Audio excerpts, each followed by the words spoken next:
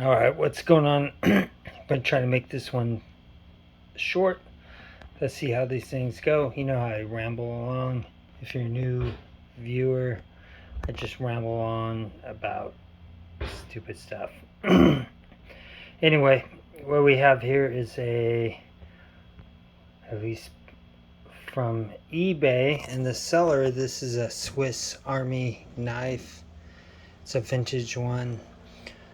You can tell that whether or not it was actually used by the Swiss Army. I cannot confirm that because I've not found any information on this knife except from the seller. Now, I would say that I've bought multiple items from this seller. He's located in Spain and he deals with 95 to 99% of all of his surplus sales are from the Swiss Army. Now let's take a closer look at this short knife. But God, it's hard to see. Okay, there you go. Victoria JNOX. And it's got the logo on there. So Victoria JNOX is the current name of this company. I would estimate that this is made somewhere in the 1940s to 1960s. To me, this looks like it's rosewood, but I'm not sure. I also, when I received this, it was much lighter, but I did add oil and beeswax to help rejuvenate it and protect the handle. And the leather sheath was also a little bit lighter, but I protected that as well with oil and beeswax. So specifically I used Obanoff's LP, and I even used it on this. You can see here this thing is not a full tang because you can see where the tang ends here. It's not really important to me though because it's such a short knife. You don't really need a full tang on this because the blade is only 2 inches. So let's look at some of the measurements really quick. So you can see here this thing is only 2 inches on the blade and 5 3/4 total length, including the blade and handle. Now I'm not sure, but I think that this is stainless steel, but I cannot confirm that. But just from the appearance of it, how old this is, and based on the condition that it is, I'm thinking that it is stainless steel. Now it seems like a high carbon stainless steel because I'm stupid, because when I got this out of the envelope, padded envelope that was sent to me, this sheath was tight enough that I went to go grab it and I was being stupid and I pulled it out like this and then cut my finger or my thumb.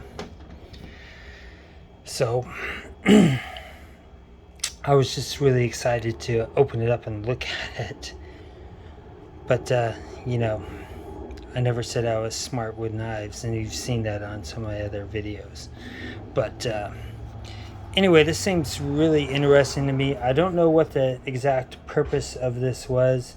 If it was issued to the Swiss Army, I'm guessing that it was just something they could put in there with their bread kit.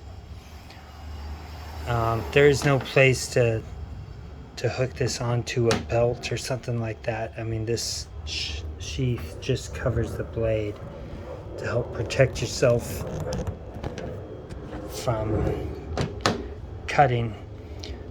So that's why I'm thinking that this was just thrown into with your mess kit or something like that, so you had a general purpose little knife. Possibly they used it for climbing. I mean, there's some mountainous areas in Switzerland, obviously, but there are no serrations on there.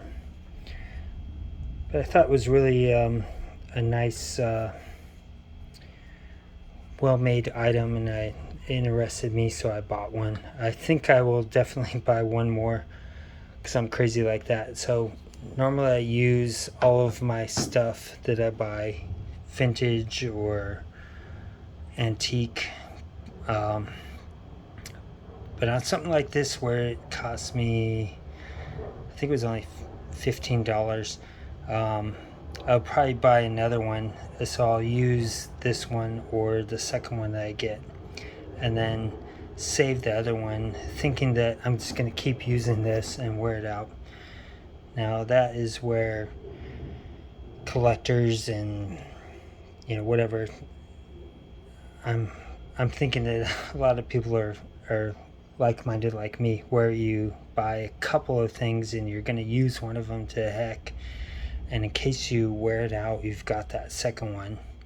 I don't think I'll ever wear this one out, honestly, but I'm still crazy enough that I'm going to buy a second one and have it shipped over here. But that is all I've got. If you guys have any comments or questions, if you have any information on this, how this thing was supposed to be used or what the purpose of it was exactly, that would be great.